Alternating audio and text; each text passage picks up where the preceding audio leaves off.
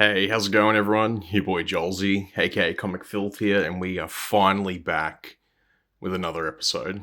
I believe it's been over 4 months since my last post, and yeah, crazy that I've got 800 something subscribers, and I've had a lot of nice comments from people requesting me to make more videos. And yeah, the real reason is nothing particularly, just haven't had the time really, but I've got a couple spare hours, and I thought, yeah, let's do it. Let's check out some new books that I've bought over probably the past 4 months. It's not nothing too crazy, just three omnibuses and three deluxe editions. But yeah, no, it's pretty exciting stuff, so let's check it out. Alrighty, so first on the chopping block is Identity Crisis. This is the 25th anniversary deluxe edition, written by Brad Meltzer, illustrated by Rags Morales, and there's some covers here by Michael Turner. I love this series. It's very controversial for reasons I probably won't dive into, just so if you haven't read the story. But if you want to read like what the top blurb up there says and pause the video, it basically sums up in a nutshell what this is about. I believe this series came out in 2004, 2005-ish, and I remember reading it on a monthly basis, and I just thought it was the best. It's been previously released in trades, hardcovers, an absolute that's long out of print, and yeah, we got this edition a couple of months ago, and let's dive into it. So yeah, this book's got a gorgeous wraparound cover. I believe this is the actual art on the box of the Absolute edition though, but don't quote me. But yeah, stunning Rags Morales artwork. You've got our boy Ralph Dibny, Elongated Man, in the center, who the story is mostly focused around. But what we'll do is we'll flip through it. Alrighty, time to crack this bad boy open. I really like the end sheets. It's like preliminary artwork and stuff, so it's real cool. And yeah, quite a tragic story, but you get a nice introduction by Dan DiDio. I believe he was the former executive editor and publisher and whatnot at DC. But yeah, basically it's like a murder mystery, and someone's gone around and killed loved ones to superheroes. And a lot of the superheroes that are suffering deaths from with their loved ones are actually have their identities well kept. So someone's knows who these superheroes are and is going after them on a personal level. And that's pretty much what I will say from the get-go if you haven't read it. But there's a sick Deathstroke fight. This is the scene right here. It's so good, where he's taking up members of the Justice League like Zatanna, Wally West Flash, Green Arrow, Hawkman. And it's just sick just watching him dismantle them. And it's all done through Green Arrow's perspective. So it's like it's really well written. And there he is just like crushing Kyle Rayner's hand, dismantling him with his Green Lantern ring. And basically it gets to the point where they all just end up like fucking dogpiling Deathstroke to take him down. So yeah, it's real sick. Awesome Michael Turner artwork for the covers, as mentioned before. And the Rags Morales artwork's real sweet. Like, it's real cinematic. And yeah, it is quite a dark story. But yeah, really one of my favourite eras of DC, the mid to late 2000s. Just real tight continuity in my opinion, and there's like just a lot of tension, which leads into like, your Infinite Crisis and like your Final Crisis and 52 and all that. So this looks like it's a lot of bonus material. And with the Absolute being out of print, this is a really good alternative because it's, deluxe size. It's not super expensive compared to like what you would pay for an Absolute. And you're pretty much getting shitloads of content in here for probably like less than half of what an Absolute would cost. But yeah, real gorgeous stuff here. If you haven't read it, I strongly recommend reading it, probably digitally, or if you can find one of the trades on sale for cheap, if you don't want to risk buying a hardcover. But yeah, really integral story to the DC universe, especially in that 2000s era. Yeah, special place in my heart. So yeah, that is Identity Crisis 25th Anniversary Edition.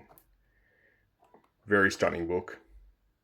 Alrighty, next up we got one I'm really excited that came out this year. It was Batman Under the Red Hood, the Deluxe Edition. So written by Judd Winnick. You got artwork in here by Doug Mankey and Tom Newen, among others. And this is quite a thick hardcover, as you can see.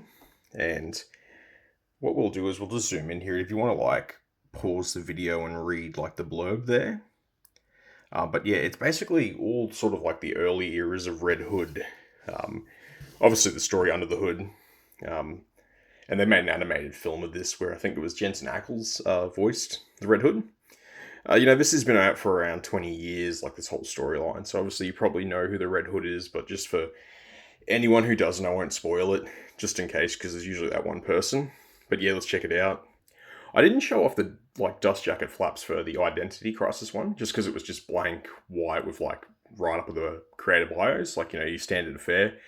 But this one's got some real cool artwork here. Obviously, this is a dead giveaway of, who the Red Hood is on the flap there on the left. But yeah, I felt like it was worthwhile noticing just how great this the presentation is on this book.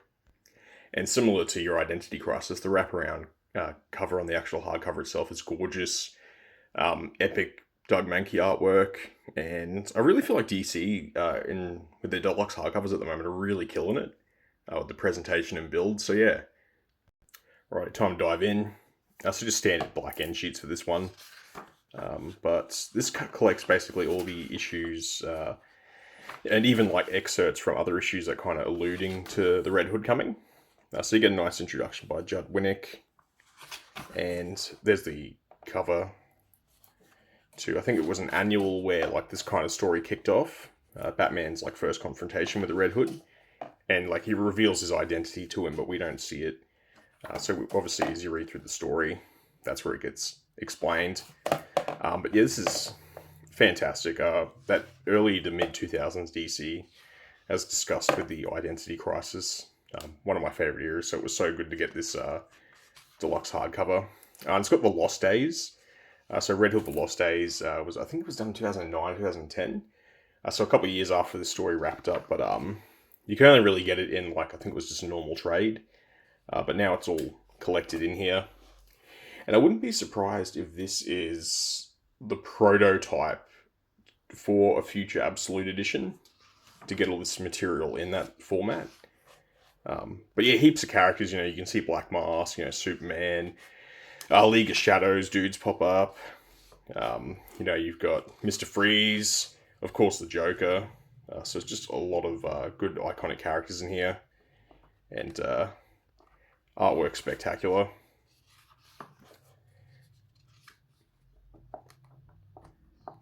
A very iconic storyline. So if you don't know who the Red Hood is, you've either found out from this video or Deathstroke makes an appearance. This was the cover for a lot of the trade paperback versions you could get. So if you don't want to get the deluxe edition, there's a real affordable alternative for the trade paperback, which is just basically missing, I believe, the Lost Days and probably some extra stuff. But alternatively, if you just wanted to get the crux of the story, you could get that trade. But yeah, there's the Joker. A lot of high tension in this as well. I really feel like the stakes for DC Comics around this time are like really high, especially in the Batman. Because prior to this, then you get your Grant Morrisons and the Paul Dini eras of Batman. Got some Jim Lee artwork in here, so it's got pages from an issue of like the Hush storyline. And these look like the Red Hood Lost Days chapters. So yeah, like really gritty. Really cool. I really enjoy this series, and there's a reason why it's like really popular with like fans and quite critically acclaimed. Your standard affair with your sketches and scripts and stuff like that. Pencils. And there's that DVD/Blu-ray. Yeah, 2010. I remember only seeing it because it came with a copy of Arkham Asylum on the Xbox 360. So that was pretty sweet. Alright, last on the chopping block for deluxe editions and Batman in particular for this video is Batman: The Black Mirror Deluxe Edition. So written by Scott Snyder. This is when he took over Detective Comics just before the New 52 kicked off in 2011. And this ideally was the series that got him the gig to do Batman for the New 52. It's probably my favourite Scott Snyder Batman work. But if you want to pause the video, you can read a little blurb there and see what it collects. But, this thing's been collected in hardcovers, trades. There's an absolute. Yeah, it's just one of those ones that's readily available in quite different formats. And underneath the dust jacket, you got like a really iconic image by Jock. Of course, the Joker. This thing's been seen everywhere. It's actually the cover for the Absolute as well, which is real cool. Real striking image. Just a sanded spine. And I believe this is a Francavilla art piece as well. So yeah, very gorgeous. Really crime noir, hard roots sort of detective story. And Dick Grayson is Batman in this storyline. So I probably would throw that out if you haven't read this before, just in case you do pick it up and you're kind of like, what? But yeah, fantastic. Alrighty, let's dive into this one. So the end sheets are like real nice inked artwork of the Gotham City skyline from Jock. And you get a pretty cool title page there. But yeah, no, this is awesome. Like really good hard-edged detective story. You get typical mobsters and Penguin and like shadow societies and stuff. And the tension's really high in it as well. The stakes feel real. This actually quite surprised this hasn't been made into an animated film. And you got a lot of threads that Snyder's planted in here before his Batman run. And then ultimately, like stuff afterwards, like, your Dark Knight's Metal and like the Batman Who Laughs. There are a lot of characters that are featured in this that do make future appearances in his writing, which is really cool. And yeah, the covers are just epic. Like, really gorgeous book. Real good story. Yeah, it's not really much you can say about this. There's a reason why Scott Snyder was so highly critically acclaimed and exciting when he burst onto the scene. Iconic image there. And of course, the Joker's not far away. But yeah, really stunning artwork here. I feel like Jock and Francavilla were perfect artists for this storyline. And yeah, you see your preliminary artwork and your sketches and all that. Yeah, really just amazing story. I can't really praise it too much. It's probably one of the near perfect Batman stories. And if you're a fan of Scott Snyder's writing, then, and if you like his Batman, and you haven't read this, yeah, definitely do yourself a favor and read this. And Streets of Gotham was pretty good as well. It was the one I think he did before or after this. I can't remember the timeline, but this is definitely, in my opinion, Scott Snyder's best Batman work by far. Alright, now that we're done with the DC, it's time for the Marvel omnibuses that I picked up recently. And of course, we've got the reprint of Uncanny X-Force by Rick Remender. I believe this is the 4th time this has been printed, and it sells really quickly. It is one of the best, not only X-Men or X-Force related books, but probably one of the best Marvel comics in 20, 25 plus years. This came out in the early 2010s, and yeah, this is amazing. You can see parental advisory. If you want to pause the video and read what it's about, you're definitely more than welcome to. But yeah, so good. So the hardcover artwork on the board itself isn't anything too crazy, just the logo. And the spine's the same, but I really like this image here of the team like coming through the shadows. Really stunning, and yeah, I think it's a real classy look for this type of book. Alrighty, time to dive in. So if you're not familiar with Uncanny X-Force, basically what it is like Wolverine's got like a shadow team. So they do stuff like Black Ops sort of work, and I think Cyclops is actually the one that kind of commissioned him or agreed to the idea, because in this period of X-Men comics, the mutants are basically almost extinct, and there was all sorts of political tensions and stuff like that going on, and these guys basically needed to do the dirty jobs, the wet work sort of stuff. So they're a covert team, but there's lots of drama. Have they gone too far? How far are you willing to go? There's love triangles, people getting corrupted. Some of the villains that Rick Remender creates or grabs from old storylines and makes them real cool. So there's a bit of body horror, there's crazy action. The stakes throughout this thing are always at a constant high. Yeah, it's probably my favorite interpretation of Deadpool. And I think a reason why this got reprinted is because the Deadpool Wolverine movie that came out a little while ago, which is a perfect opportunity because, Like, this is a fantastic series that needs to be in regular print as much as possible. And it's good that Marvel has noticed the love for it. And if you haven't read it, I really reckon do yourself a favor and pick it up. Like, I would probably go straight for the Omnibus, to be honest. Like, it's probably the best way you can read this story. And you get the, I think it's called the Dark Angel Saga. Really epic stuff. You know, they go to the Age of Apocalypse. You know, they go to where like the Captain Britain Corps are. You know, there's a Holocaust from Age of Apocalypse looking sick. You know, there's Deathlock. You know, you got like your Omega Reds and Lady Deathstrikes, and there's Shiva. All these just sorts of crazy things. There's the Captain Britain stuff. Because Psylocke's in the team, and if you're not aware, her brother's Captain Britain. You do get some wacky Deadpool moments, but I feel like he's really well written in this, where he's not overdone. Like, he's not slapsticky. He actually has some really badass boss moments as well. But yeah, not really too much more you can say about Uncanny X-Force. It's just, you know, just epic. So stoked that this is was reprinted again. There's all your bonus materials. So yeah, Uncanny X-Force. Alrighty, next Marvel Omnibus is Fantastic Four by Wade and Ringo. This is another reissue.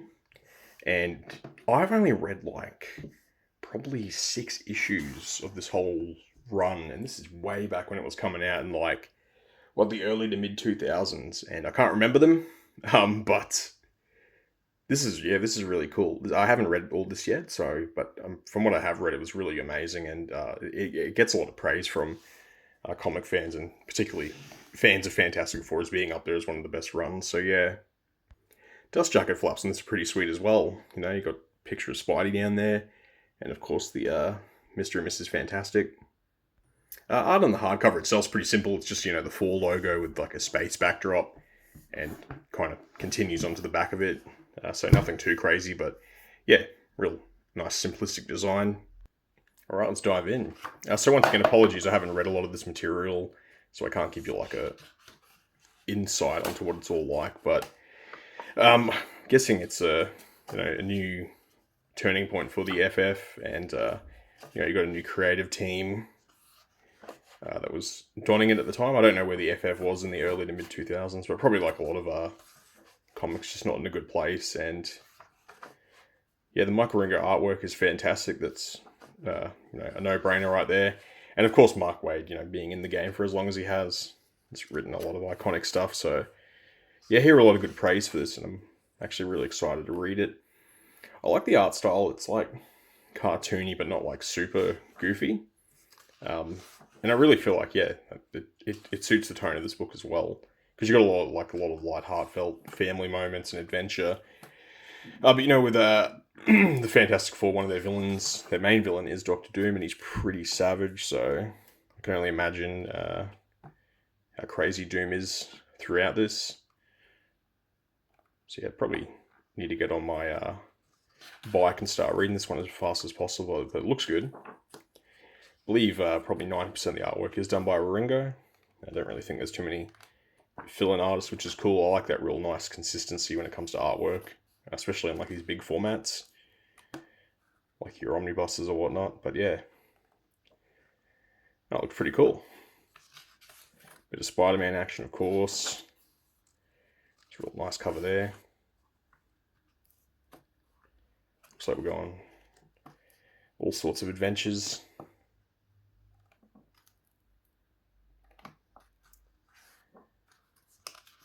Yeah, no, this looks cool. Of course, the big G's not too far behind, whereas anything Fantastic Four is concerned. Yeah, I've never been the biggest Fantastic Four guy, but I have enjoyed like bits and pieces from what I've read. You know, whether it be from different runs or just whenever they've appeared in other comics. But yeah, this is cool. You got like all the covers from like throughout the decades and that. So yeah, cool stuff. Alrighty, and probably the one that I'm most excited about. Finally, Ultimate Spider-Man Omnibus Volume 4. You know, 1, 2, 3, 4, and the Death of Ultimate Spider-Man, those omnibuses, that collects your original Ultimate Spider-Man omnibus run just before the Miles Morales stuff. So that's really exciting. You got literally like a whole decade of Spider-Man comics that you can get now. And, if you want to read the stuff there. But typical classic Marvel omnibus fashion. I love it when they show off the thumbnail of the covers. That's real cool. If you want to see what it collects down there, by all means, go for it. And this book's also got a really nice wraparound cover. A little bit too cartoony for my tastes. I do really like Mark Bagley, but I do feel like Stuart Immonen and LaFuente, I think it is. They're solid, dudes to take on the mantle for the book. Alrighty, let's dig in. I haven't read this yet because I only just picked it up, but I've really enjoyed the first 3 volumes of Ultimate Spider-Man, and I imagine this would be just as good, considering it's winding up to the end. When unfortunately he meets his demise, which isn't a spoiler because it's over a decade old, and of course Miles and all that, and the fucking omnibus says the death of. So yeah. But yeah, I think this is like Ultimatum. I wasn't reading Marvel comics at the time, especially the Ultimate Universe. I believe Magneto floods New York City, and that's where you get like your Ultimate X-Men and your Fantastic Four characters and that show up and help out Spidey. But yeah, this looks sick. Really enjoyed the first 3 volumes, and if they're anything to go by, I got a feeling this will be just as epic. Then I can finally read the death of, and that is the Ultimate Spider-Man done for me. I don't mind Miles, but I'm just pretty happy with just the Peter Parker stuff. I liked it when Miles was his own universe, like the Ultimate one, and then when they brought him to 616, along with other characters, it was kind of like But as far as current day storylines, I don't know, he's probably gone back, or I'm just not really familiar. But looks like a cool issue here with the Hulk, and you can see New York's flooded. I haven't read Ultimatum, but I will have to endeavour to do that. I imagine when the Ultimate X-Men 3 Omnibus comes out, that'll finish that run, and I imagine that will have the Ultimatum stuff in it, seeing as Magneto is quite a key player. So that'd be cool. But yeah, no, just basically what you expect from any of the original 3 omnibuses, big action, teenage drama, a lot of humor, a lot of heart, high stakes. So yeah, this looks fantastic. I really like the ultimate version of Mysterio. He's really menacing. The 6161 can be a little bit goofy, but every time I've read Ultimate Spider-Man and Mysterio's popped up, yeah, he's been really probably one of his main villains next to Green Goblin. Some of the stuff he put Spider-Man through is pretty insane. He's friends with his mates Human Torch and Iceman. I think they end up all going to the same high school. And yeah, it's not really too much more I can say just because I haven't read this material yet, but I will be diving into it as soon as I can. Primarily on the basis of how awesome the first 3 were. And there's your sketches and interviews and stuff like that. Alrighty, so there's the end of the video and recent pickups. Yeah, let me know if you've read any of these, or you've got them, or if you're keen to get some. And once again, thanks to everyone for watching, commenting, subscribing, despite the hiatus in gaps in between videos, so it's greatly appreciated. And yeah, as always, thanks for watching, and yeah, take care.